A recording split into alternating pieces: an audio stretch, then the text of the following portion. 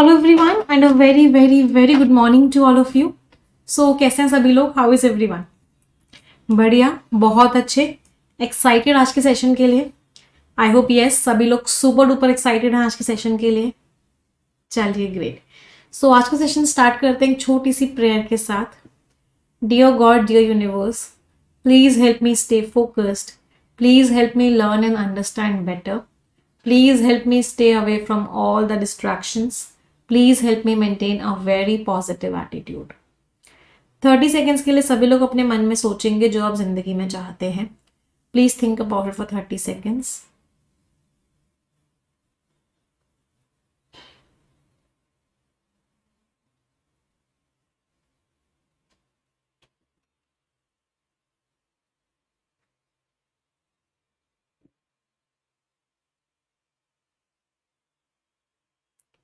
Repeat this line with me. Dear God, dear universe, please help each and every one of us get what we want in life। चलिए start करें। Everyone excited for today's session? तो आज के session में हम theme based questions करने वाले हैं। इसकी क्लास 2 है, इसका मतलब है हम और भी बहुत सारे थीम बेस्ड क्वेश्चंस करेंगे। बेसिकली जो हमारा फोकस होगा वो किस पे होगा? हमारा फोकस आपकी रीडिंग स्किल्स पे होगा, आपकी अंडरस्टैंडिंग स्किल्स पे होगा कि आप रीड करके समझ पा रहे हो या नहीं समझ पा रहे हो, और साथ के साथ वोकैबुलरी पे भी होगा। हम वोकैबुलरी भी साथ के साथ इंप्रूव करते हुए चलेंगे। जो जो डिफिकल्ट वर्ड्स आएंगे उनके मीनिंग्स भी हम समझते हुए चलेंगे। तो इन तीनों चीज़ों पे आज सबसे ज़्यादा फोकस होने वाला है। बहुत सारी रीडिंग करेंगे, बहुत सारी चीज़ों को हम समझेंगे। सो हाउ इज द जोश everyone? I hope it is extremely high. चलिए स्टार्ट करते हैं। सबसे पहले कल मैंने आप लोगों को एक क्वेश्चन होमवर्क पे दिया था, याद आ रहा है सभी को? तो ये क्वेश्चन सभी के लिए होमवर्क था कि भाई आपको बताना है कि इन तीनों स्टेटमेंट्स में से कौन कौन से स्टेटमेंट्स हैं जो इस थीम पर बेस्ड हैं। और थीम क्या है? थीम है बेनिफिट्स ऑफ रेगुलर एक्सरसाइज, कि रेगुलर एक्सरसाइज के क्या क्या फायदे हैं। हाँ, दी इम्पेरेटिव, इम्पेरेटिव में जो जरूरी है, इन्वायरमेंटल कंजर्वेशन, वो क्या है? उसका मेन रोल क्या है कि हमें बायोडाइवर्सिटी को प्रोटेक्ट करना है, इन्वायरमेंट को स्ट्रॉन्ग बनाना है, और एक विरासत है वो चलती रहे आगे आने वाली जनरेशन्स के लिए। तो यहाँ तो कोई एक्सरसाइज की बात ही नहीं हुई है।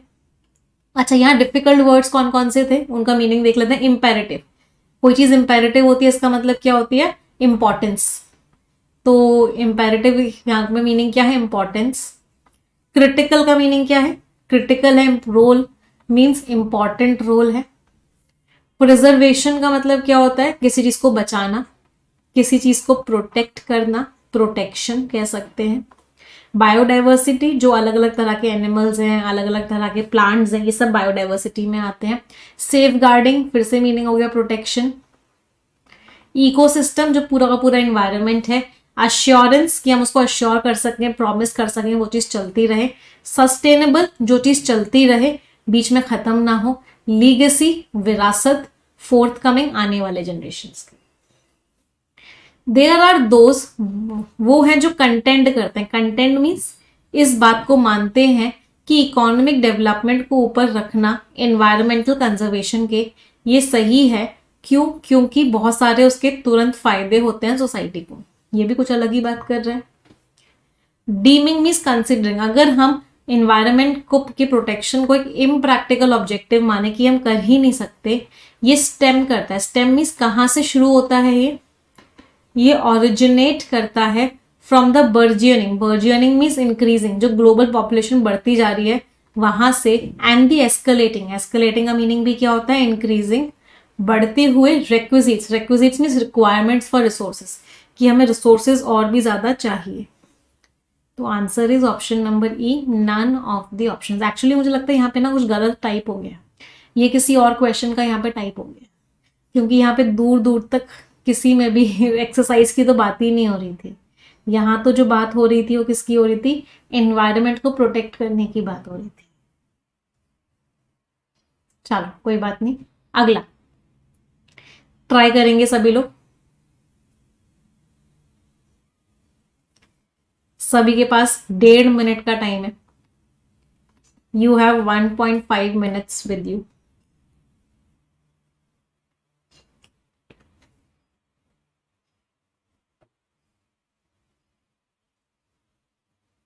आंसर बताएंगे।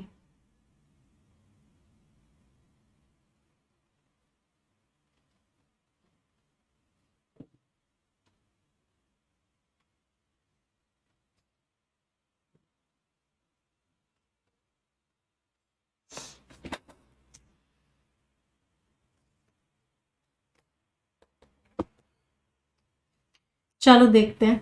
The art of mindfulness in daily life. Mindfulness का मीनिंग क्या होता है कि हम अवेयर हैं कि हो क्या रहा है। आर्ट कला, रोज की जिंदगी में जो कला है किस चीज की, माइंडफुलनेस की, अवेयरनेस की।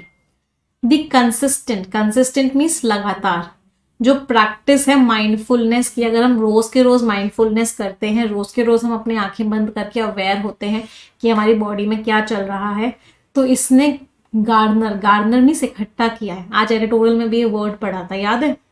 साइंटिफिक वैलिडेशन मतलब साइंटिफिक प्रूफ है, मतलब साइंस भी इस चीज को वैलिडेट करती है, साइंस भी इस चीज को सपोर्ट करती है कि इसके अंदर एबिलिटी होती है, इसके अंदर पावर होती है कि ये सिस्टमैटिकली सिस्टम से रिकॉन्फिगर करता है, मतलब बदलाव लाके, चेंजेस लाके दोबारा से बनाता है न्यूरल पाथवेज को।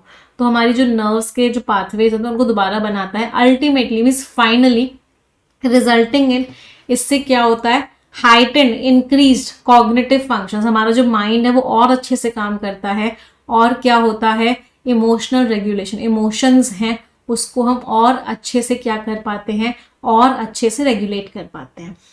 तो यहाँ पे मेन थीम क्या थी, यहाँ पे मेन थीम थी कि माइंडफुलनेस के बेनिफिट्स क्या क्या होते हैं, माइंडफुलनेस के बेनिफिट्स क्या क्या होते हैं। अब देखो, मुझे पता है आप में से बहुत सारे बच्चे ना यहाँ पे गलती करेंगे। इस पैराग्राफ की थीम थी माइंडफुलनेस के बेनिफिट्स क्या क्या है, और यहाँ पे थीम क्या दी हुई है कि माइंडफुलनेस की कला क्या है। तो इसका मतलब यहां पे बोला गया है कि माइंडफुलनेस की कला, मतलब पैराग्राफ में माइंडफुलनेस समझाना चाहिए था कि माइंडफुलनेस करते कैसे हैं, और यहां पे दिए हुए हैं कि उसके क्या क्या फायदे होते हैं। तो पहले मुझे बताओ, क्या ये इसकी थीम से मैच कर रहे हैं। आर्ट, आर्ट मीन्स कला, माइंडफुलनेस की कला, मतलब माइंडफुलनेस की कला कैसे है, क्या है, और यहां पे लिखा हुआ है कि माइंडफुलनेस से फायदे क्या क्या होते हैं। तो क्या फर्स्ट वाला मैच कर रहा है थीम से, नहीं कर रहा। वर्ड मैचिंग नहीं करनी, समझना है कि थीम मैच कर रही है या नहीं कर रही। चलो अगला देखते हैं।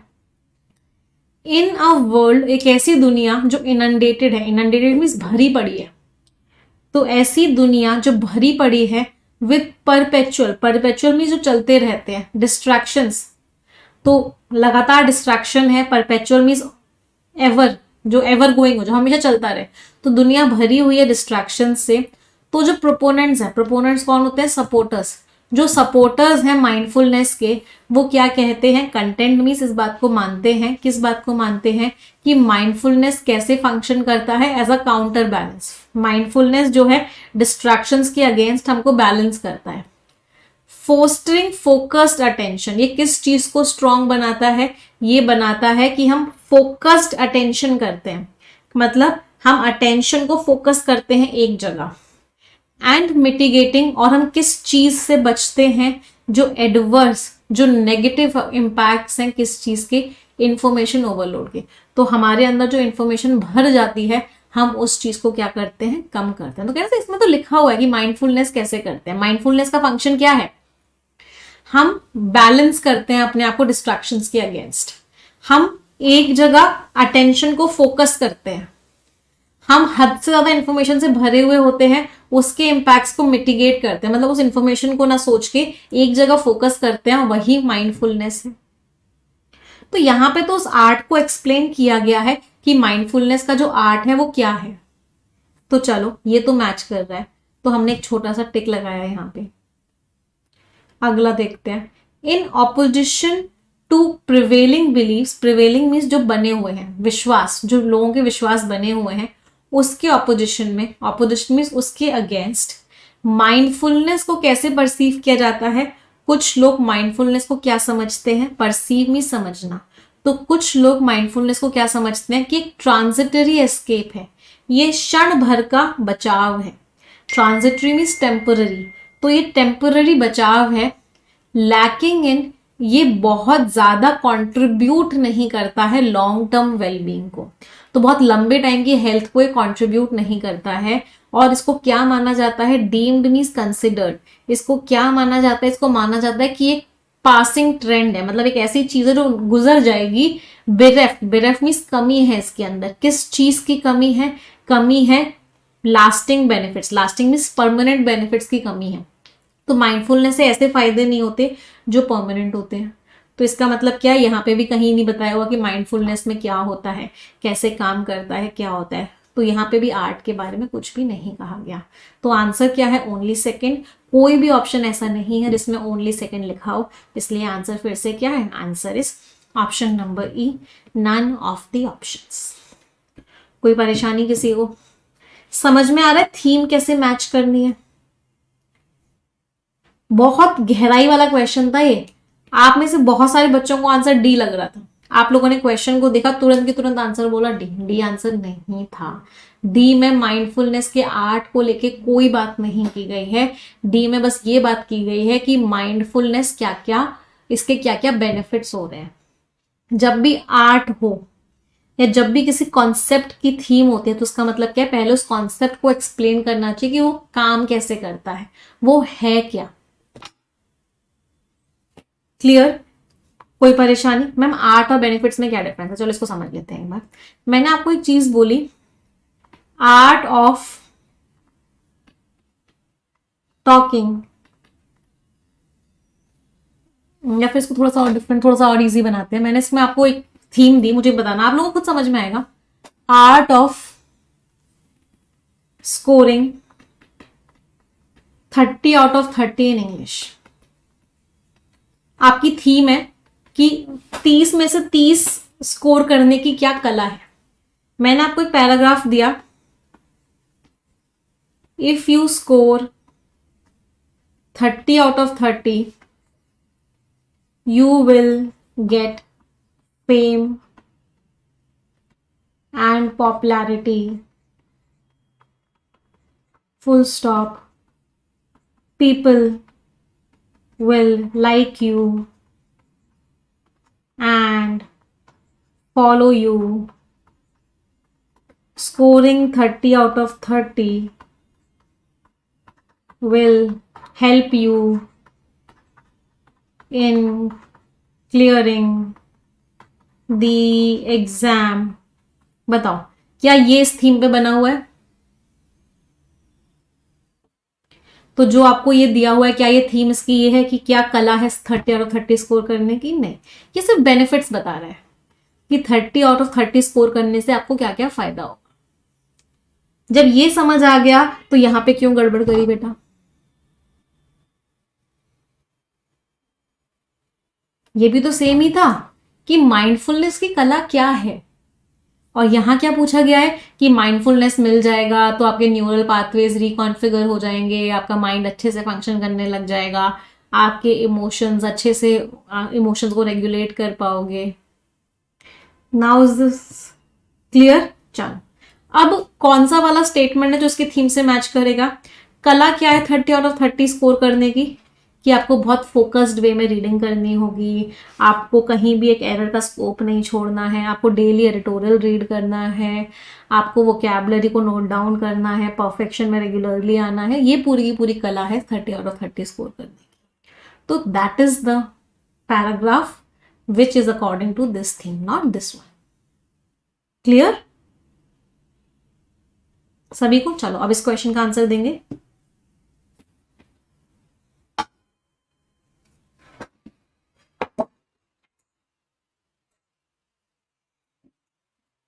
अच्छा, पैराडॉक्स का मतलब क्या होता है?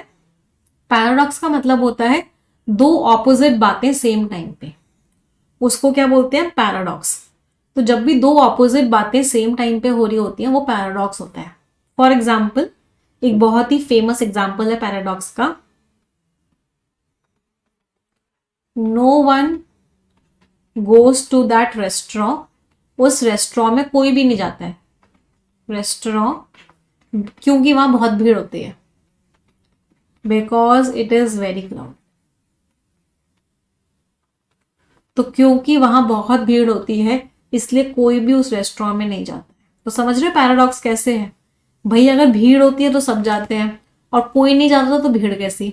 तो ये दो ऑपोजिट बातें हैं जो हमने सेम टाइम पे लिख दी, तो ये क्या है, पैराडॉक्स है।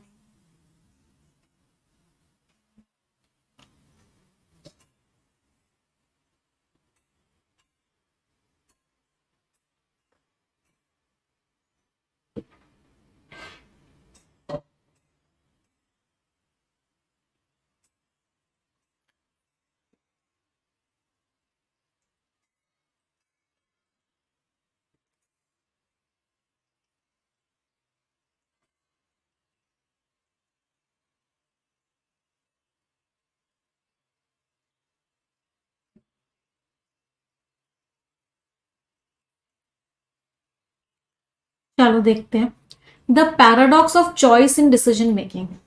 चॉइस का पैराडॉक्स डिसीजन मेकिंग में, चलो ये समझ में आ रहा है चॉइस का पैराडॉक्स कैसे होता है डिसीजन मेकिंग में।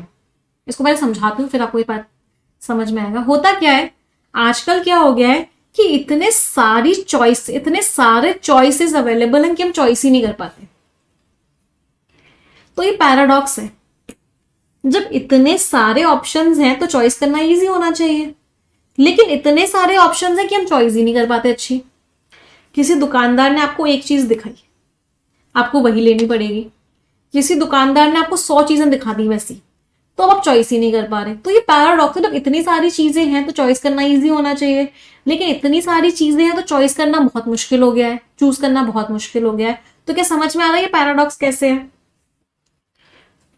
तो the paradox of choice in decision making का मतलब क्या है कि इतने सारे ऑप्शंस आजकल अवेलेबल होते हैं ऑनलाइन वेबसाइट्स पे कि हमारे लिए चूज करना मुश्किल हो जाता है, जबकि बहुत ज्यादा ऑप्शंस हो तो चूज करना इजी होना चाहिए।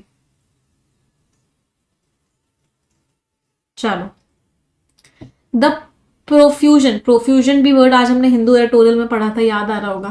प्रोफ्यूजन मीन्स बहुत सारा।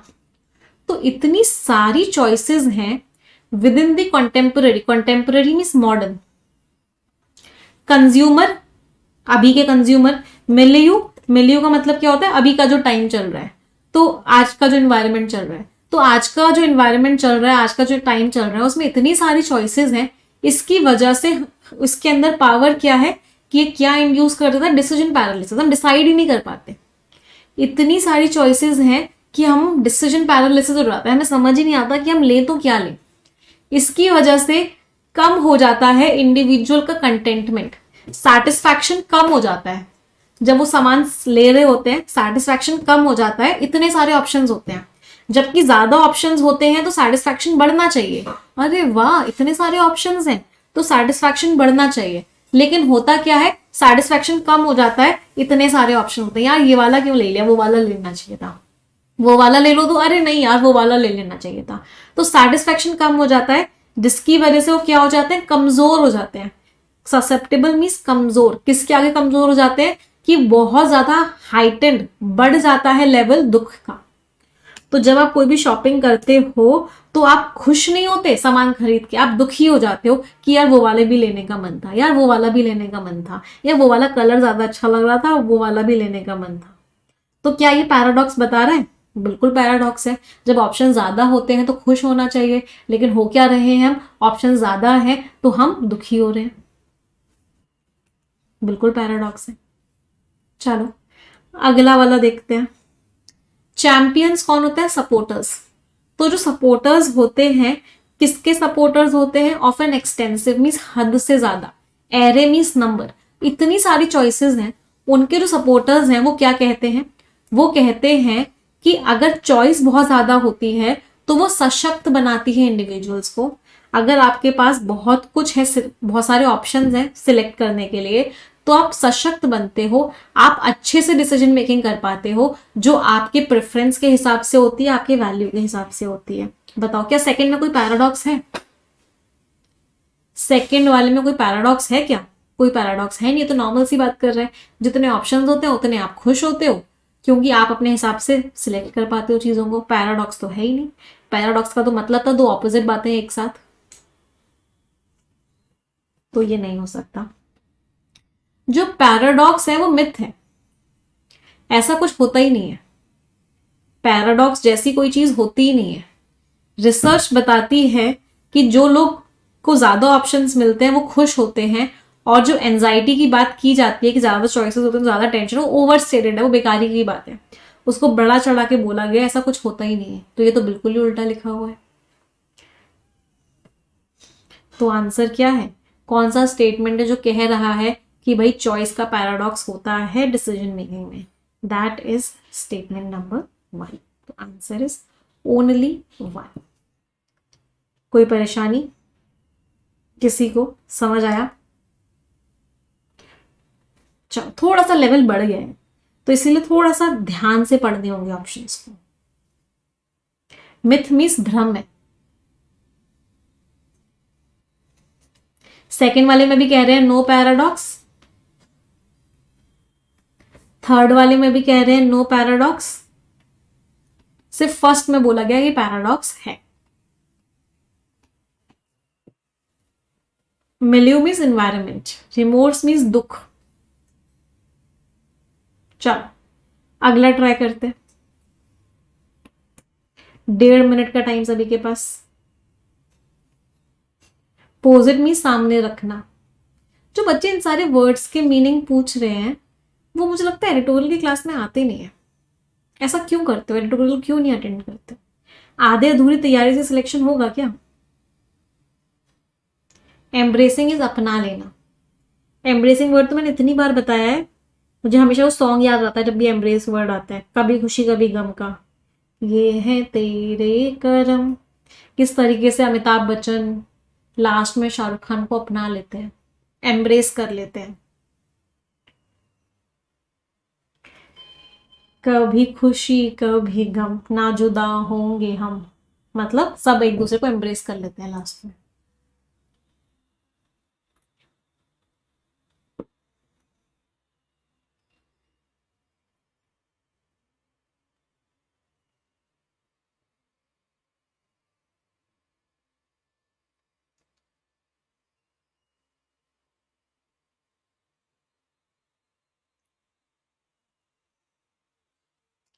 Embracing diversity. डाइवर्सिटी मीन्स अलग अलग तरह के लोग, तो अलग अलग तरह के लोगों को क्या करना? अपना लेना। सेलिब्रेटिंग डाइवर्सिटी, अगर हम अलग अलग तरह के लोगों को का होना को सेलिब्रेट करते हैं तो ये इनहैंस करता है, ये स्ट्रॉन्ग बनाता है the richness of human experience. Human experience अलग अलग तरह के होते हैं, अंडरस्टैंडिंग इंप्रूव होती है, टॉलरेंस, इंडिविजुअल्स एक दूसरे को टॉलरेट कर पाते हैं अलग अलग बैकग्राउंड्स के। मतलब डाइवर्सिटी को अपनाने की ऑथर बात कर रहे हैं कि अगर डाइवर्सिटी को अपना लिया, उसको सेलिब्रेट किया, तो ये फायदे होते हैं। चलो मैच कर रहा है। कुछ लोग कहते हैं कि अगर यूनिफॉर्मिटी हो, अगर एक ही तरह के लोग हों, तो इससे चीज़ें स्मूथली होती हैं। स्ट्रीमलाइन मीन्स स्मूथ होना, चीज़ें अच्छे से होती हैं, एफिशिएंटली होती हैं। लेकिन बाकी लोग मानते हैं कि जब नज़रियों में डाइवर्सिटी होती है, जब नज़रिए अलग अलग होते हैं, तो इससे क्या होता है? क्रिएटिविटी बढ़ती है, प्रॉब्लम सॉल्विंग बढ़ती है। तो यहाँ पे भी बोला गया है कि अगर डाइवर्सिटी इन पर्सपेक्टिव्स, अगर नज़रिए अलग अलग हैं तो क्रिएटिविटी भी बढ़ेगी और प्रॉब्लम सॉल्विंग स्किल्स भी बढ़ेंगे। तो यहाँ पे भी डाइवर्सिटी को अपनाने की बात हो रही है या नहीं हो रही है? डाइवर्सिटी को अपनाना, यहाँ तो ये बताएगा कि अलग अलग नजरिए होंगे तो क्रिएटिविटी बढ़ेगी, प्रॉब्लम सॉल्विंग बढ़ेगा। बट यहाँ पे डाइवर्सिटी को अपनाने की बात तो नहीं हो रही। नहीं, यहाँ तो बेनिफिट्स ऑफ डाइवर्सिटी दिया हुआ है कि डाइवर्सिटी के क्या क्या फायदे हैं।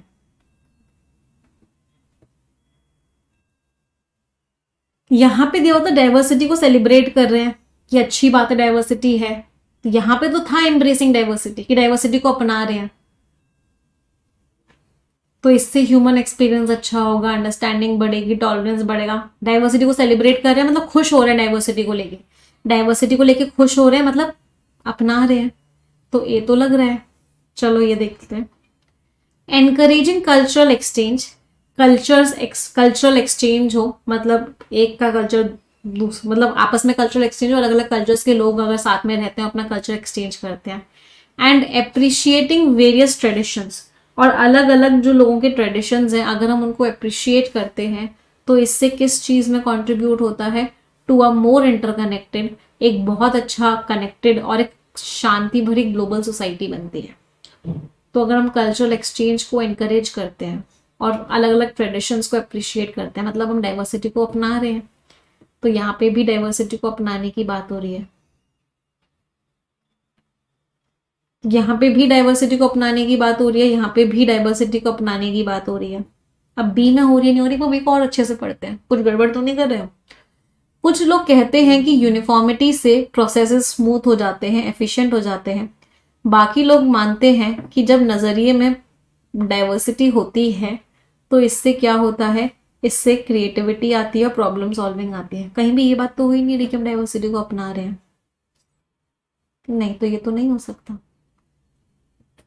कहीं बात ही नहीं हो रही डाइवर्सिटी को अपनाने की। जबकि थीम क्या थी, थीम थी डाइवर्सिटी को अपनाना, सेलिब्रेट करना डाइवर्सिटी को, मीन्स डाइवर्सिटी को लेके खुश होना मतलब अपनाना, कल्चरल एक्सचेंज करना, अप्रिशिएट करना मतलब अपनाना। तो ए और सी में अपनाने की बात हो रही थी। तो आंसर इसका क्या होगा, answer would be both A and C. हाँ, ए और सी दोनों के दोनों आंसर्स होंगे।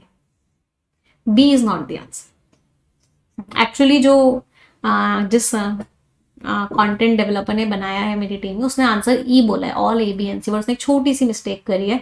मिस्टेक उसने क्या करी है कि उसने बी को भी थीम से मैच करता हुआ मान लिया है, जबकि बी जो है थीम से मैच नहीं कर रहा है। बी में कहीं डाइवर्सिटी तो लिखा हुआ है लेकिन कहीं भी डाइवर्सिटी को अपनाने की बात नहीं हो रही है। कोई परेशानी? चलो नेक्स्ट क्वेश्चन।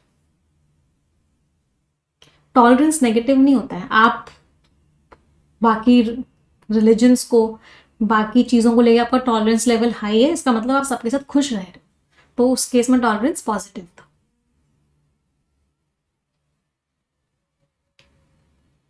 एक बच्चे का डाउट लिखा था मैम, सी में भी तो बेनिफिट्स दिए हुए, बेटा ए में भी बेनिफिट्स दिए हुए, सी में भी बेनिफिट्स दिए हुए हैं, लेकिन ए और सी में बेनिफिट्स किस चीज के दिए हुए हैं, बेनिफिट्स दिए हुए हैं डाइवर्सिटी को अपनाने के।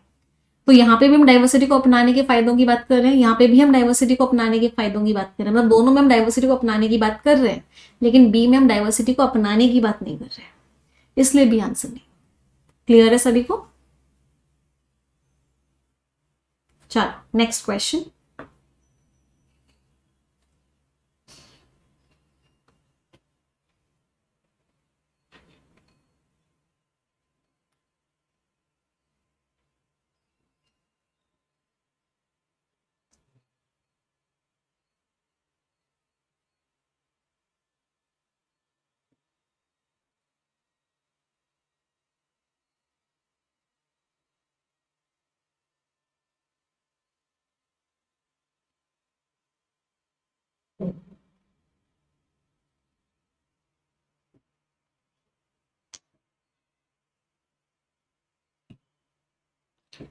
टेक्नोलॉजी का इम्पैक्ट सोशल कनेक्शंस पे।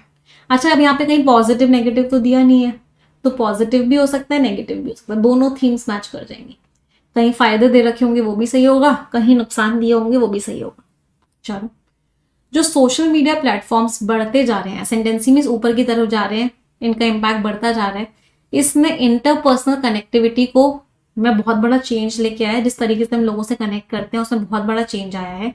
इसने हमें क्या दिया, इंस्टेंटेनियस, तुरंत की तुरंत हम एंट्री कर देते हैं, इंस्टेंटेनियस मीन्स तुरंत की तुरंत, टू अ वर्ल्ड वाइड, पूरी दुनिया भर के। डेमोग्राफिक का मीनिंग क्या है, डेमोग्राफिक का मीनिंग होता है लोगों से रिलेटेड, तो दुनिया भर में लोगों से रिलेटेड कम्युनिटीज में हम पहुंच जाते हैं। इससे क्या होता है, नर्चर होता है। नर्चर का मीनिंग क्या है, सपोर्ट करता है, ये स्ट्रांग बनाता है। किस चीज को सपोर्ट करता है, साइबरनेटिक कम्युनिटी। साइबरनेटिक कम्युनिटीज का मतलब क्या हो गया, वो कम्युनिटीज जो ऑनलाइन है, जो एक तरीके से इंटरनेट पे है। बिल्कुल सही है, सोशल कनेक्शंस पे इम्पैक्ट की हमने बात की है। जो इमॉडरेट, जो हम बहुत अच्छे से यूज नहीं कर रहे हैं टेक्नोलॉजी को, पर्टिकुलरली स्मार्टफोन्स को, इसको कोरिलेट किया गया है विद हाइटेंड सेंटिमेंट, बहुत ज्यादा सेंटिमेंट्स बढ़ गए हैं, इमोशंस बढ़ गए हैं सॉलिट्यूड के, तो हम टेक्नोलॉजी को अच्छे से यूज नहीं कर पा रहे हैं। इमॉडरेट, मॉडरेट नहीं है, मॉडरेट मीन्स ठीक ठीक, इमॉडरेट है, तो इसकी वजह से सॉलिट्यूड मीन्स अकेलापन, अकेलापन के इमोशंस बढ़ गए हैं। डेटेरियोरेशन, खराब हो गए हैं इन पर्सन एंगेजमेंट्स, हम जो लोगों से आपस में बात करते हैं वो खराब, वो एंगेजमेंट्स हमारे खराब हो गए हैं, जिसकी वजह से लोगों को डर पैदा हो गया है। किस चीज को लेकर डर पैदा हो गया है? कि कितना कैलिबर है, कितना पोटेंशियल है, कितना सक्षम है कंटेम्पररी आज का मॉडर्न सोशल बॉन्ड्स। बिल्कुल मैच कर गया ये भी। यहाँ पे नेगेटिव इम्पैक्ट दिया हुआ है कि टेक्नोलॉजी का क्या नेगेटिव इम्पैक्ट पड़ा है सोशल कनेक्शंस पे। तो फर्स्ट वाले में पॉजिटिव इम्पैक्ट दिया हुआ था और सेकंड वाले में कौन सा इम्पैक्ट दिया हुआ था? नेगेटिव इम्पैक्ट दिया हुआ था।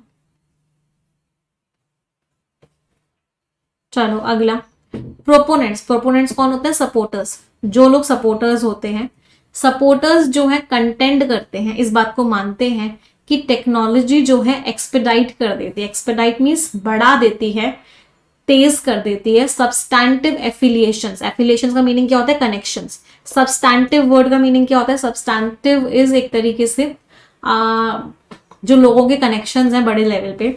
एग्जाम्पलीफाइंग, हम एग्जाम्पल देते हैं उन इंस्टांसेस का, वो एग्जाम्पल्स जहां पे जोग्राफिकली सेपरेटेड रोमांटिक एंटेंगलमेंट्स की, एंटेंगलमेंट्स, एंटेंगल का मीनिंग क्या होता है? उलझा हुआ होना।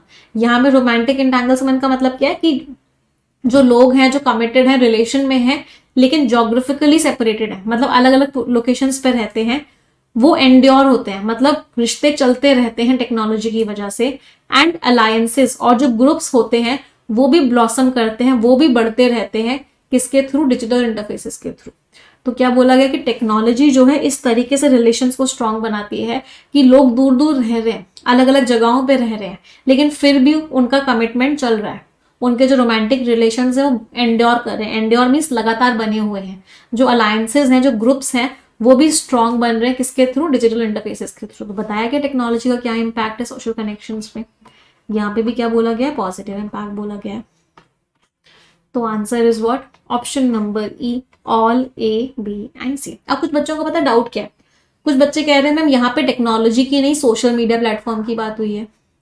कुछ बच्चे कह रहे हैं मैम यहाँ पे टेक्नोलॉजी की नहीं, स्मार्टफोन की बात हुई है।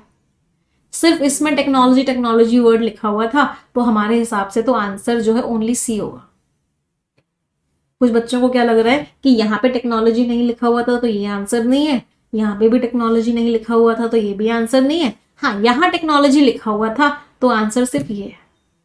नहीं बेटा, कभी भी वर्ड मैचिंग नहीं करते हैं। सोशल मीडिया प्लेटफॉर्म्स किस पे चलते हैं? बिना टेक्नोलॉजी के चलते हैं क्या? तो डायरेक्टली टेक्नोलॉजी मेंशन नहीं है, इनडायरेक्टली टेक्नोलॉजी मेंशन है। स्मार्टफोन किस पे चलता है? बिना टेक्नोलॉजी के चलता है क्या? नहीं, टेक्नोलॉजी डायरेक्टली मेंशन नहीं है, बट इनडायरेक्टली टेक्नोलॉजी है, और यहाँ पे तो डायरेक्टली लिखा हुआ है। असेंडेंसी में ऊपर की तरफ जाना। कोई परेशानी? चलो नेक्स्ट। एंटेंगलमेंट मीन्स उलझा हुआ होना। एक सॉन्ग भी ना, तेरी बातों में ऐसा उलझा जिया, तो my heart got entangled in your words. तो एंटेंगल होना मीन्स उलझना, एंड एंटेंगलमेंट इज उलझन, कनेक्शन। चलो अगला question.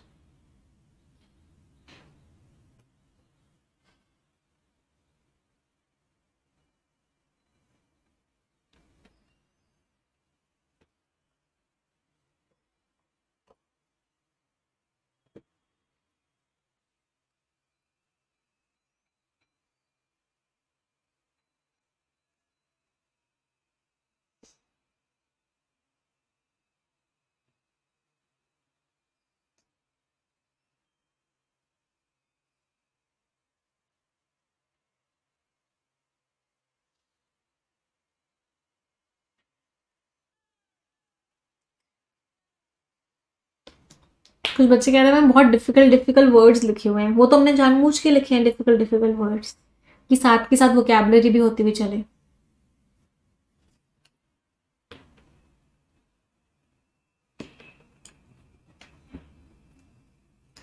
The role of failure in success, failure का क्या रोल है सक्सेस में। चलो कर लिया आप लोगों ने, पढ़ते हैं। दी एनकाउंटर, एनकाउंटर मीन्स आमना सामना, जो आमना सामना होता है फेलियर के साथ, ये फ्रिक्वेंटली बहुत बार इमर्ज करता है, सामने आता है as an indispensable, indispensable mean जिसके बिना काम नहीं चल सकता, something which is very important. तो जो फेलियर के साथ आमना सामना होता है, ये सामने आता है एक बहुत ही इंपॉर्टेंट जंक्चर, जंक्चर मीन्स एक पॉइंट, जहां पे point of meeting, meeting point कहते हैं जंक्चर को। तो ये जो हमारा रास्ता है, ट्रैजेक्टरी मीन्स रास्ता, तो हमारा जो रास्ता है सक्सेस की तरफ, तो फेलियर के साथ जो एनकाउंटर है वो एक बहुत इंपॉर्टेंट पार्ट है उस चीज का। ये हमें क्या देता है, इनवैल्यूएबल, इनवैल्यूएबल मीन्स अमूल्य, मीन्स बहुत ही प्रेशियस, इंसाइट्स देता है, इंसाइट्स मीन्स नॉलेज देता है, इंफॉर्मेशन देता है, बहुत कुछ हमें सिखाता है। फोर्टिट्यूड हमें स्ट्रेंथ देता है, फेलियर हमें क्या सिखाता है, स्ट्रांग बनना सिखाता है। And impetus, impetus means encouragement देता है, किस चीज के लिए, कॉन्टिन्यूअल इंप्रूवमेंट के लिए, कि हम लगातार क्या होते जाएं, हम लगातार इंप्रूव होते जाएं। तो फेलियर के साथ जो हमारा आमना सामना होता है वो बहुत इंपॉर्टेंट है। चलो फेलियर का रोल ऑथर ने बताया सक्सेस में, बिल्कुल मैच हो गया। अब कॉन्टिंजेंट, कॉन्टिंजेंट का वैसे मीनिंग होता है ग्रुप ऑफ पीपल, यहाँ पे कॉन्टिंजेंट किसी इंडिविजुअल को दिया हुआ है। तो कॉन्टिंजेंट क्या कहता है, कॉन्टिंजेंट कहता है कि अवर्जन टू फेलियर, अगर हम फेलियर से नफरत करते हैं या फेलियर से हम दूर रहते हैं, तो ये इमोबिलाइजिंग हो जाता है, ये हमें क्या नहीं करने देता, आगे नहीं बढ़ने देता, ये इंडिविजुअल्स को रोकता है कि वो रिस्क नहीं लेते। तो जो लोग फेलियर से नफरत करते हैं, फेलियर से डिसलाइक करते हैं, वो लोग आगे नहीं बढ़ पाते, वो लोग रिस्क नहीं ले पाते। ये थ्वाटिंग मीन्स रोकता है इंडिविजुअल्स, एंड वो लोग अपॉर्चुनिटीज नहीं अपना पाते। जो हार्बर करती है मीन्स जो एक हार्बर का मीनिंग क्या होता है, आसरा देना, किसी को एक जगह देना। तो जिनके अंदर पावर है, पोटेंशियल मीन्स कैपेसिटी या पावर है सक्सेस की, तो अगर फेलियर से आप नफरत करोगे तो आप सक्सेसफुल नहीं हो पाओगे, ऐसा ऑथर ने बोला। तो इसका मतलब ये भी बता रहा है कि फेलियर का रोल है सक्सेस में। तो बीबी क्या कह रहा है कि फेलियर का रोल है सक्सेस में।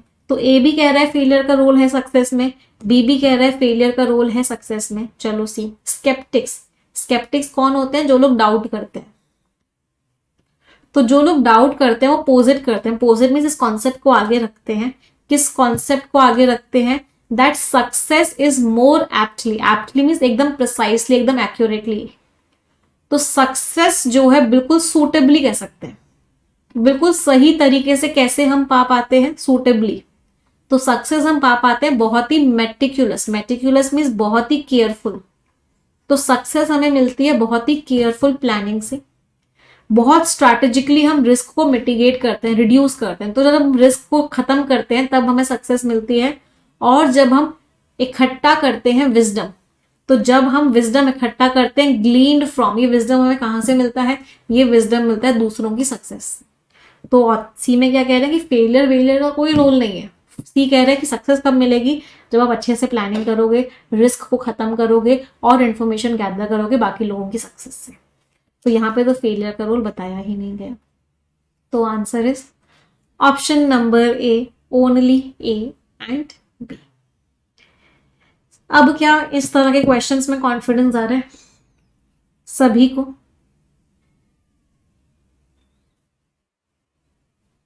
यस, आगे बढ़े। चलो नेक्स्ट।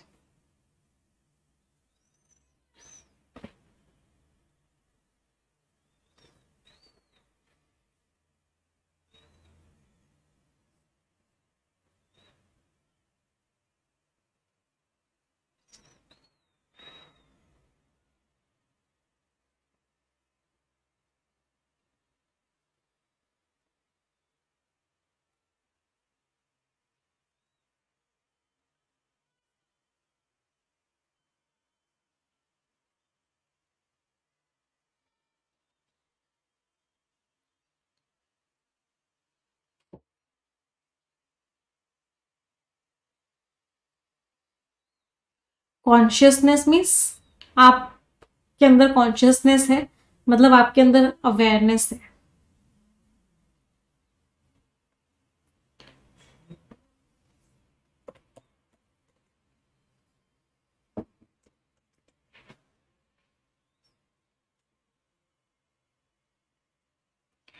कल वाली क्लास प्ले नहीं हो रही? मैं एक बार बोलती हूँ टीम को चेक करने के लिए।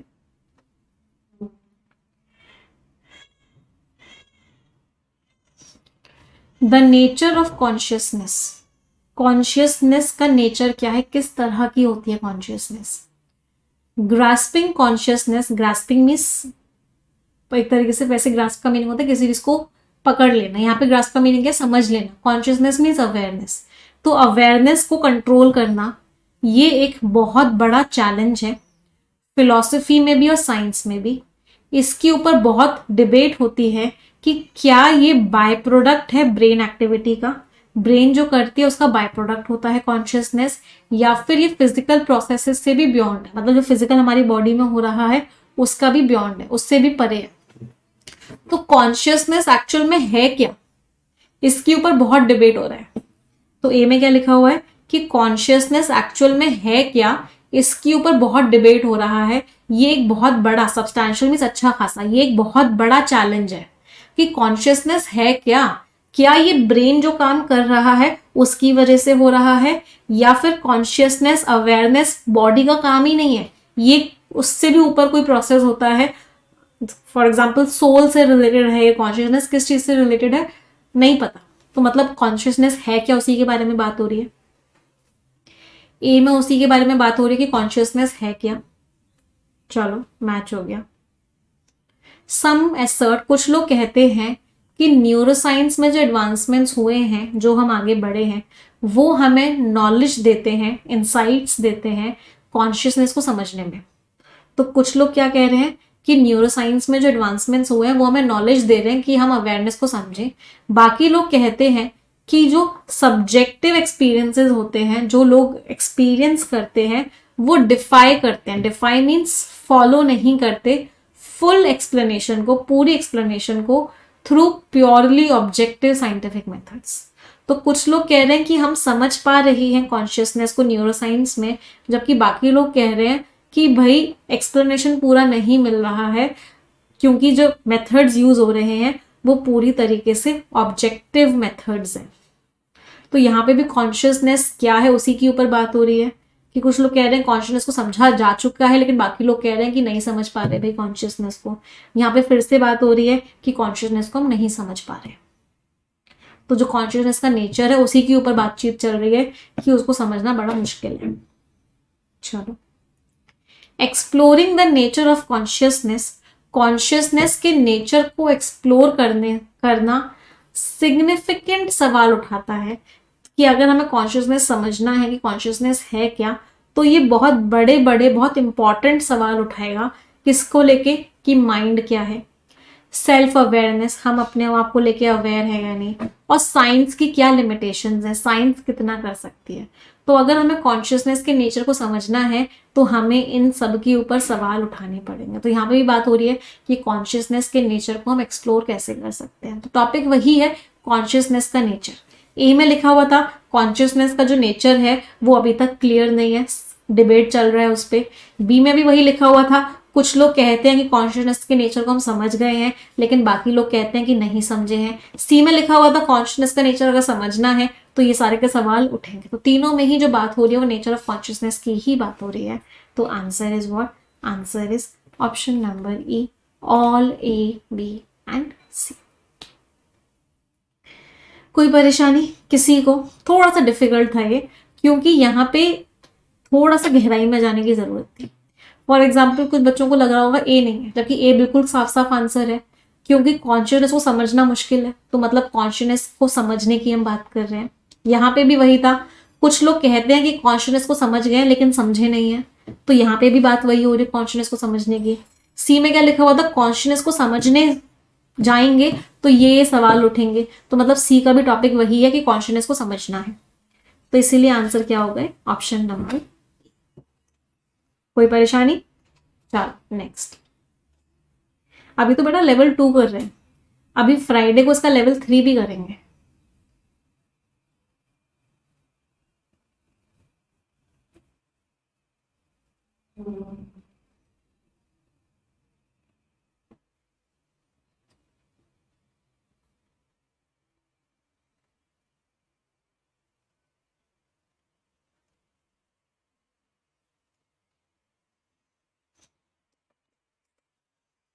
हाँ, थर्सडे को इसका लेवल 3 भी करेंगे, राइट।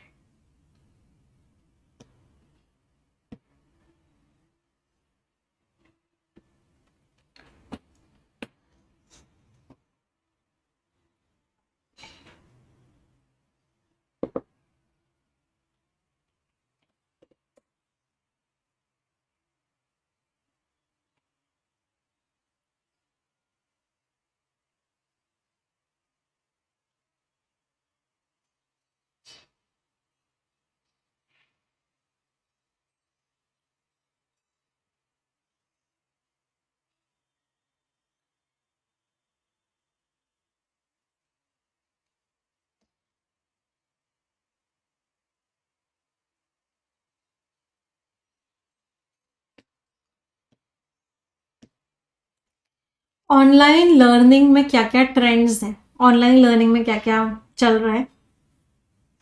जो एजुकेशनल टेरेन है, टेरेन मीन्स पूरा का पूरा एनवायरनमेंट है जो एजुकेशन का, हैज अंडरगॉन, उसमें क्या हुआ है, बहुत बड़ा चेंज हुआ है।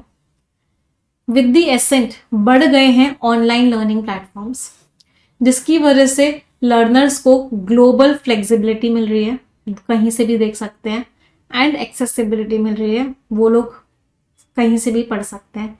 ये जो पैराडिग्म शिफ्ट है, ये जो इतना बड़ा टिपिकल शिफ्ट है, ये इंडिविजुअल्स को सशक्त बना रहा है कि वो एजुकेशन को कर सकते हैं अपनी खुद की स्पीड पे और अपने घरों के कंफर्ट से। तो अपने घरों के कंफर्ट से वो क्या कर सकते हैं, एजुकेशन को कर सकते हैं। तो ऑनलाइन लर्निंग बढ़ रही है, थीम मैच कर रही है, छोटा सा टिक लगाया। Despite the convenience offered by online learning, online learning ने बहुत कुछ दिया, लेकिन जो ट्रेडिशनल क्लासरूम बेस्ड एजुकेशन है वो अभी भी ऊपर है। वहाँ पे बहुत अच्छा टीचर स्टूडेंट इंटरेक्शन होता है, बहुत कोलैबोरेटिव लर्निंग एनवायरनमेंट होता है, कोलैबोरेटिव में सब मिलजुल के सीख पाते हैं।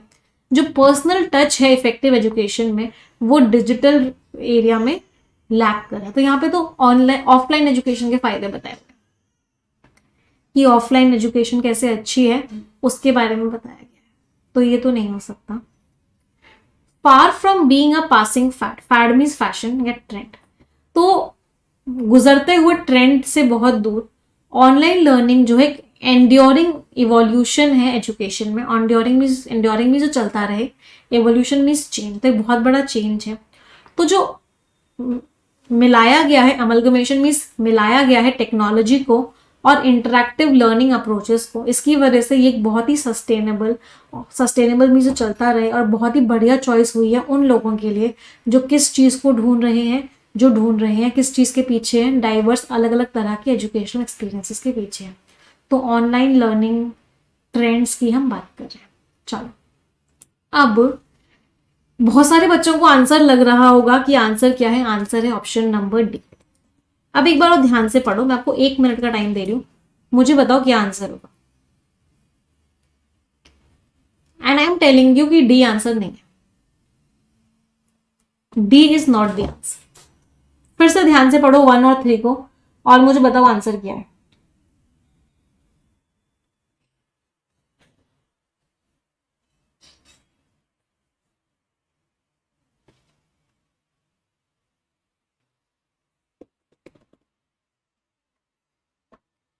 अगर मैंने आपको बोला कि ऑनलाइन एजुकेशन में क्या क्या ट्रेंड्स आ रहे हैं, ट्रेंड्स का मीनिंग क्या होता है?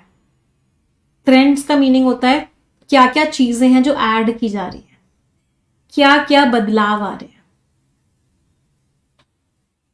ट्रेंड्स का मीनिंग क्या होता है, क्या क्या आप चेंज लेके आ रहे हो, क्या क्या डेवलपमेंट हो रहा है ऑनलाइन एजुकेशन में। तो थीम क्या है, व्हाट इज द थीम, कि ऑनलाइन एजुकेशन में क्या क्या चेंजेस आ रहे हैं, क्या क्या डेवलपमेंट हो रहा है, किस किस तरीके से ऑनलाइन एजुकेशन बढ़ रहा है। अब फर्स्ट वाले को पढ़ो।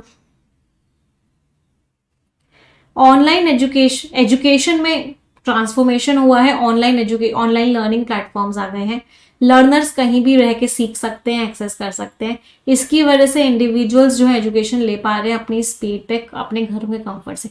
क्या ऑनलाइन एजुकेशन में क्या नया ट्रेंड आया है उसके बारे में कोई बात हो रही है?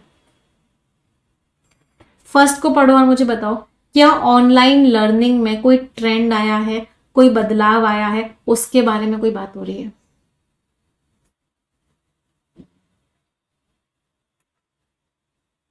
इतना तो सोचना पड़ेगा, ऐसे आंसर नहीं होगा। ऑनलाइन लर्निंग अगर थीम होती तो this would have been the answer, लेकिन थीम ऑनलाइन लर्निंग नहीं है, थीम है online learning trends. Trends means क्या क्या बदलाव आ रहा है ऑनलाइन लर्निंग में, ऑनलाइन लर्निंग में क्या क्या नया आ रहा है, नहीं है। चलो सी को पढ़ते हैं। कुछ बच्चे कह रहे हैं मैम ट्रांसफॉर्मेशन आ रहा है। ट्रांसफॉर्मेशन ऑनलाइन लर्निंग की बात नहीं हो रही, एजुकेशन में ट्रांसफॉर्मेशन आ रहा है, ये बात हो रही है। कुछ बच्चे कह रहे हैं मैम ट्रांसफॉर्मेशन लिखा तो है, ट्रांसफॉर्मेशन ऑनलाइन लर्निंग के लिए नहीं लिखा हुआ, एजुकेशन में जो ट्रांसफॉर्मेशन आ रहा है वो लिखा। चलो, ऑनलाइन लर्निंग में बदलाव आ रहा है, ऑनलाइन लर्निंग में इवोल्यूशन आ रहा है, ऑनलाइन लर्निंग में चेंज आ रहा है। थीम मैच हुई।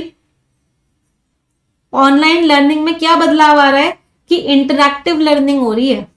पहले ऑनलाइन लर्निंग क्या होती थी, सिर्फ टीचर पढ़ा रहा है, आप लोग पढ़ रहे हो। अब इंटरैक्टिव लर्निंग हो रही है। इंटरैक्टिव लर्निंग का मतलब क्या है? ऑनलाइन लर्निंग में फोन पे भी बात हो रही है, वीडियो कॉल भी हो रही है, कमेंट्स भी आ रहे हैं, डाउट्स, इंटरैक्टिव लर्निंग हो रही है, एवोल्यूशन आ रहा है। तो ऑनलाइन लर्निंग एक बहुत बड़ा एवोल्यूशन है एजुकेशन में। और ऑनलाइन लर्निंग में क्या क्या ट्रेंड चल रहा है कि टेक्नोलॉजी और इंटरैक्टिव लर्निंग को एमलगमेट किया जा रहा है। एमलगमेट का मीनिंग क्या है? कंबाइन किया जा रहा है। तो यहां पे बात हो रही है कि ऑनलाइन लर्निंग में क्या ट्रेंड चल रहा है। तो answer is what? Answer is option number C, only third. पहले बताओ समझ आया नहीं समझ आया? थोड़े से ट्रिकी हैं आज के क्वेश्चन, इतने इजीली नहीं होंगे क्योंकि लेवल 2 है।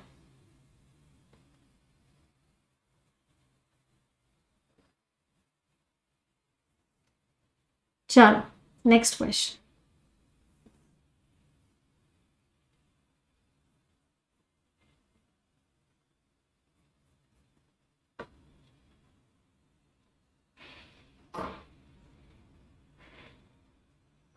आज कंटेंट डेवलपर्स ने बहुत सारे घोटाले करे हैं आज के क्वेश्चंस में। I will ask them to attend this session.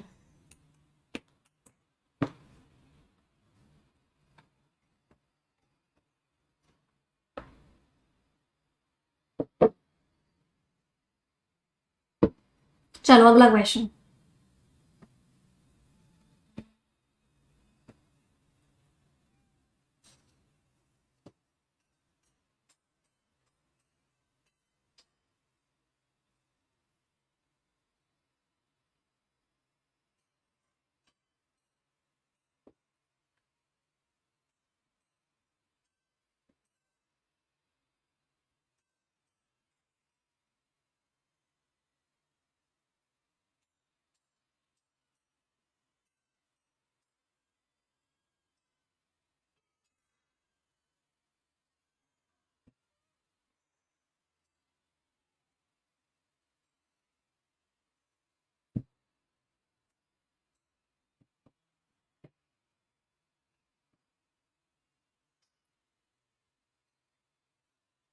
चलो पहले मुझे बताओ टोन कैसी होगी इस वाले थीम वाले क्वेश्चन की।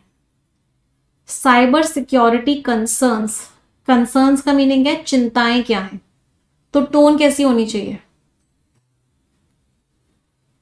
कि साइबर सिक्योरिटी में प्रॉब्लम्स क्या क्या चल रहे हैं, क्या क्या कंसर्न्स हैं, टोन कैसी होनी चाहिए? नेगेटिव होनी चाहिए। चलो अब पढ़ो और मुझे बताओ। ऑप्शंस मत देखना, डायरेक्टली आंसर देना कि फर्स्ट है या सेकंड है या थर्ड है, दोनों है या तीनों है। डायरेक्टली आंसर देना फर्स्ट, सेकंड या थर्ड। हमारा जो डिपेंडेंस है वो डिजिटल टेक्नोलॉजीज पे बढ़ता जा रहा है, तो ज़रूरत हो गई है कि हम स्ट्रॉन्ग साइबर सिक्योरिटी के कदम उठाएं। और ये ज़रूरत बहुत इंपॉर्टेंट हो चुकी है, पहले उतनी नहीं थी बट अब बहुत इंपॉर्टेंट है। कंपनीज को इन्वेस्ट करना चाहिए एडवांस सिक्योरिटी सिस्टम्स में, और उनको प्रायोरिटाइज करना चाहिए एम्प्लॉय की ट्रेनिंग को, जिससे कि जो साइबर थ्रेट्स के जो खतरे हैं वो क्या हो सके, वो कम हो सके। तो फर्स्ट में क्या लिखा हुआ है, टेक्नोलॉजी पे डिपेंडेंस बढ़ता जा रहा है, साइबर सिक्योरिटी के कदम बहुत इंपॉर्टेंट हो गए हैं, सिक्योरिटी स्ट्रॉन्ग करनी होगी, एम्प्लॉय ट्रेनिंग को अच्छा करना होगा, जिससे कि जितने भी खतरे हैं हम उनको क्या कर सके, मिटिगेट कर सके। बताओ क्या इसमें साइबर सिक्योरिटी के क्या खतरे हैं वो बात हो रही है, या फिर ये बात हो रही है कि हमें कैसे बचना है उन खतरों से। तो इस पैराग्राफ की मेन थीम क्या है, इस पैराग्राफ की मेन थीम है steps to become secure. Secure कैसे हो सकते हैं, सजेशंस दे रहे हैं ऑथर, कंसर्न्स तो मेन थीम है ही नहीं, तो ये तो नहीं है। चलो सेकंड पढ़ते हैं। टेक्नोलॉजी का जो एवोल्यूशन हुआ है, टेक्नोलॉजी जो में जो बदलाव आए हैं, ये हमारे सामने अपॉर्चुनिटी भी लेके आया है और चैलेंजेस भी लेके आया है। और एक जो चैलेंज है, सिग्निफिकेंट चैलेंजेस में से एक चैलेंज है कि साइबर अटैक्स बहुत सोफिस्टिकेटेड हो गए हैं, बड़े फॉर्मल वे में साइबर अटैक हो गए हैं। तो इसीलिए ज़रूरी है कि जितने भी इंडिविजुअल्स हैं, जितनी भी ऑर्गेनाइजेशंस हैं, उन सबको केयरफुल रहना होगा, लगातार अपने साइबर सिक्योरिटी प्रोटोकॉल्स जो हैं उनको अपडेट करना होगा, जिससे कि वो खतरों से एक कदम आगे रह सके। तो प्रॉब्लम है, कंसर्न है, क्या कंसर्न है कि अटैक्स हो रहे हैं, अटैक्स और ज्यादा सोफिस्टिकेटेड हो गए, मतलब और फॉर्मल वे में अटैक हो रहे हैं। ये क्या है, चैलेंज है। और वही बात हो रही थी कि भाई प्रॉब्लम्स हैं, तो प्रॉब्लम्स तो हैं, तो ऑथर ने पहले प्रॉब्लम भी बताई और फिर उसका सोल्यूशन भी बताया। प्रॉब्लम ये है और फिर ऑथर ने सजेशन भी दिया, तो थीम ये भी है और ये भी है, दोनों ही थीम्स पे ये वाला पैसेज है। तो प्रॉब्लम भी है और सजेशन भी है, इसमें सिर्फ सजेशन था, तो ये तो मैच हो गया। चलो अगला, जो बेनिफिट्स हैं डिजिटल ट्रांसफॉर्मेशन के वो बहुत ज्यादा हैं साइबर सिक्योरिटी कंसर्न से। मतलब साइबर सिक्योरिटी कंसर्न्स कोई नहीं है, फायदे ज्यादा है। टेक्नोलॉजी जैसे जैसे बढ़ रही है तो एनवायरनमेंट अपने आप को अडेप्ट कर लेगा, रिस्क अपने आप मैनेज हो जाएगी, तो टेंशन लेने वाली कोई बात नहीं है। तो ऑथर ने क्या बोला, टेंशन लेने वाली कोई बात नहीं है। तो ये भी जो है थीम से मैच नहीं किया। तो थीम से मैच कौन सा किया, सिर्फ और सिर्फ सेकंड किया। तो आंसर इज व्हाट, ओनली 2। अब एक बच्चे का डाउट है कि मैम बचने के लिए तो तभी बताएंगे ना जब खतरा होगा, बचने के लिए तो तभी बताएंगे जब खतरा होगा। चलो इस क्वेश्चन को इस तरीके से समझते हैं। एक क्वेश्चन, एक चीज से समझाती हूँ तब आपको और क्लियर होगा। मैंने आपको थीम दी, थीम है माय प्रॉब्लम्स, जिस तरीके से वहां पे थीम थी cyber security concerns.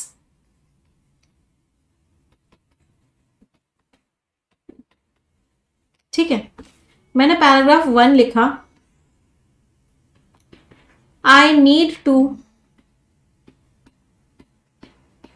Work on my problems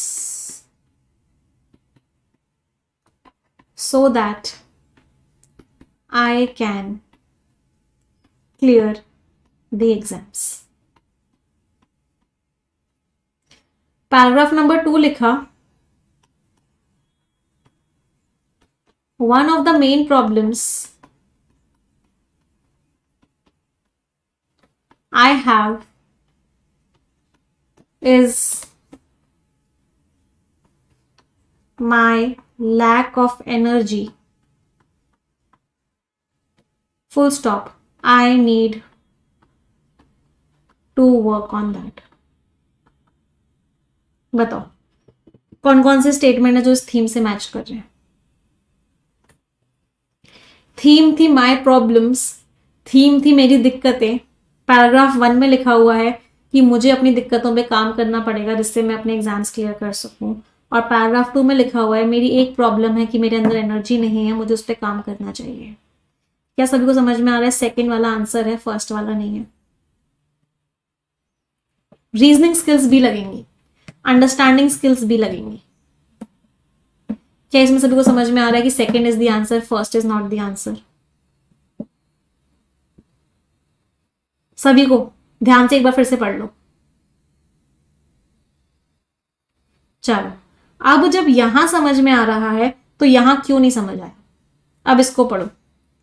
cyber security की दिक्कतें, वहां मेरी दिक्कतें थी, यहां पर है साइबर सिक्योरिटी की दिक्कतें। यहां पे लिखा हुआ है साइबर सिक्योरिटी के कदम को स्ट्रांग बनाना होगा, सिक्योरिटी सिस्टम में इन्वेस्ट करना होगा, एम्प्लॉय ट्रेनिंग करनी होगी। क्या क्या करना होगा वो लिखा हुआ है। यहां लिखा हुआ है प्रॉब्लम ये है कि साइबर अटैक्स बहुत सोफिस्टिकेटेड हो गए हैं। मतलब कंसर्न वाली बात ये है, चिंता वाली बात ये है कि साइबर अटैक्स बहुत सोफिस्टिकेटेड हो गए हैं, अब जरूरी है ये करना। क्या समझ में आ रहा है सेकंड क्यों हुआ, फर्स्ट क्यों नहीं हुआ?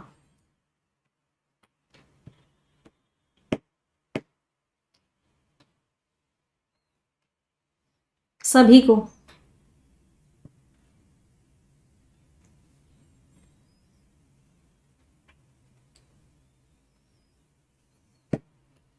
विजिलेंट मीन्स केयरफुल रहना।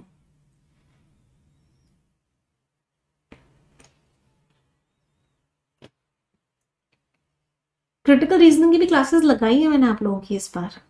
आप लोगों को स्केड्यूल मिल गया ना अप्रैल का, पूरा एक वीक हम क्रिटिकल रीजनिंग को भी देने वाले हैं। फैड का मीनिंग होता है फैशन। चलो नेक्स्ट क्वेश्चन।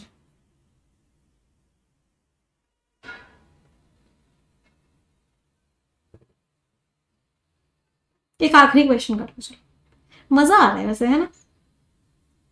पता है इस तरह की क्लासेस में ना ज्यादा मजा आता है जब हमारा दिमाग हमें लगाना पड़ता है।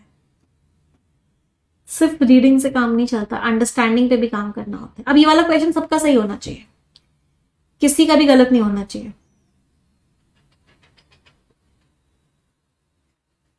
बेटा कंसर्न्स का मीनिंग होता है चिंताएं।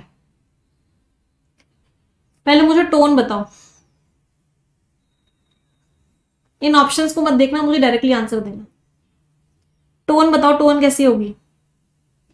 नेगेटिव होगी, बहुत बढ़िया। चलो फर्स्ट वाले को पढ़ो।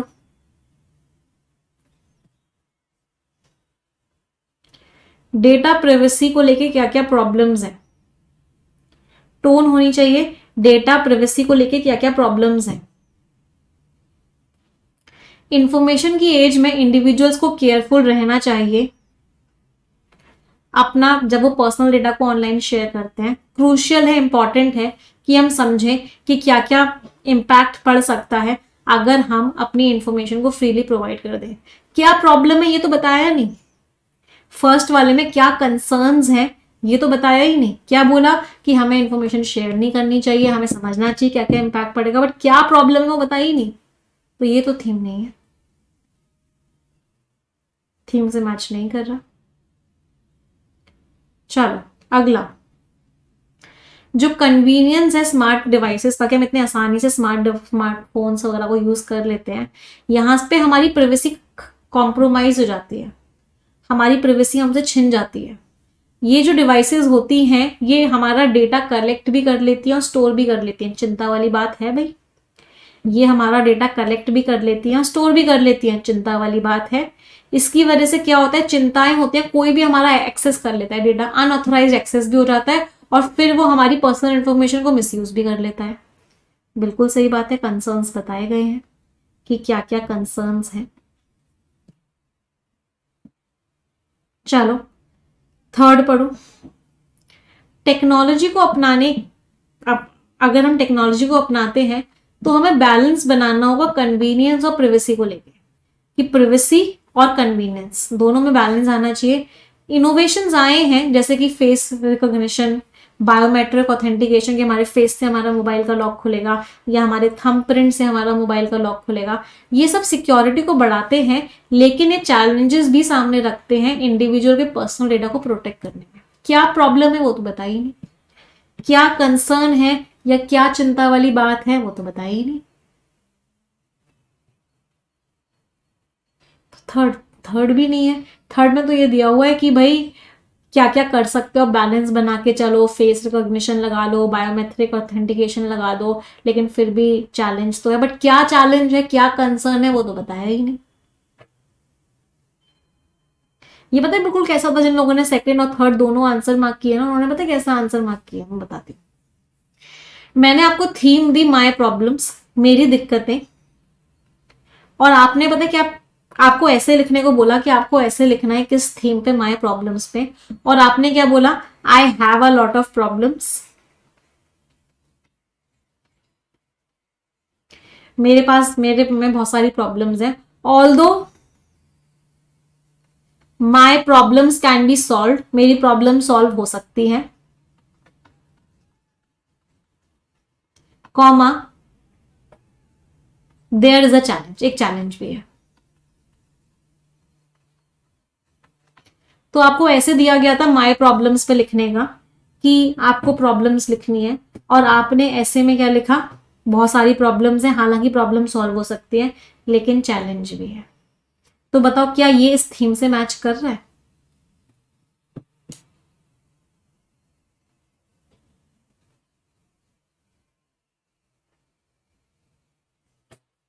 नहीं कर रहा।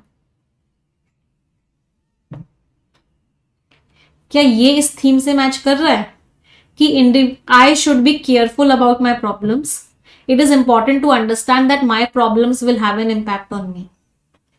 यही मैंने ए लिखा, ए में क्या लिखा, I should be careful about my problems, it is important for me to understand, it is crucial for me to understand the consequences of my problems. Facial recognition problem नहीं, solution है बेटा। Face recognise करके आपका phone खोल रहा है, problem नहीं solution है, ये भी सोल्यूशन है, ये सजेशन है।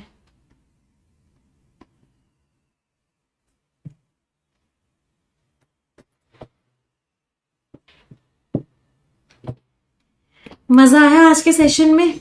Challenges to personal data, challenge है, क्या चैलेंज है वो नहीं बताया, चैलेंज है बट क्या चैलेंज है वो नहीं बताया, प्रॉब्लम है, चैलेंज मीन्स प्रॉब्लम है, बट क्या प्रॉब्लम है पर्सनल डेटा को वो नहीं बताया। Safeguarding means protecting. I hope मजा आया होगा आपके सेशन से, माइंड बॉगलिंग सेशन था। लेवल 2 ये है, तो लेवल 3 क्या होगा, है ये क्वेश्चंस करेंगे, और फिर उसके बाद थीम बेस्ड क्वेश्चंस को थोड़े टाइम के लिए विराम देंगे। देख लो लेवल 3 में क्या करने वाले हैं, मेनली ये वाले क्वेश्चंस तो होंगे, थीम आइडेंटिफाई भी करनी है, उसके बाद रीडिंग कॉम्प्रिहेंशन में भी कन्वर्ट कर दिया, फिर एक आरसी का क्वेश्चन का आंसर भी देना है, और बड़े बड़े पैराग्राफ्स, और ज्यादा रीजनिंग के क्वेश्चंस। तो ये सारे क्वेश्चंस हम करेंगे आपके लेवल 3 में। ठीक है, चलो तो आज का सेशन यहीं एंड करते हैं। 3 सेंटेंसेस सभी लोग मिलके बोलेंगे, 1 2 3 and go. English is a very easy language. I am very good at English and I'll definitely get my dream job. Thank you everyone. Bye bye. Take care. Stay blessed. Tata. एक मुझे feedback ज़रूर दे देना कि classes में कैसा लग रहा है, इम्प्रूवमेंट हो रहा है, नहीं हो रहा है, कितना इम्प्रूवमेंट हो रहा है। सभी लोग मुझे फीडबैक ज़रूर ज़रूर ज़रूर देंगे। ठीक है, डिस्क्रिप्टिव राइटिंग हम फ्राइडे को करेंगे, क्योंकि आज की क्लास ऑलरेडी बहुत ज़्यादा माइंड बॉगलिंग हो गई। तो डिस्क्रिप्टिव राइटिंग हम कब करेंगे, we'll do descriptive writing on Friday. Thursday को वो क्या आप करेंगे, कल तो वेंसडे, कल तो यूट्यूब पे क्लास है, थर्सडे को वो क्या आप करेंगे, और फ्राइडे को डिस्क्रिप्टिव राइटिंग। ठीक है, बट करेंगे जरूर, एक वीक में एक दिन डिस्क्रिप्टिव राइटिंग और एक दिन वो क्या आप करेंगे जरूर। एरर तो सैटरडे को करते ही है।